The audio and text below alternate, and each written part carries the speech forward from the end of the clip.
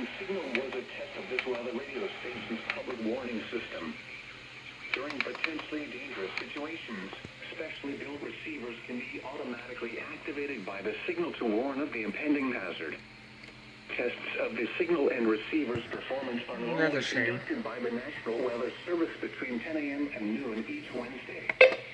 If there is a threat of severe weather, the test will be postponed to the next available good weather day. Reception of this broadcast, and especially the warning alarm tone, will vary at any given location. This variability, normally more noticeable at greater distances from the transmitter, can occur even though you are using a good quality receiver in good working order. The warning alarm tone will be activated for hazardous conditions.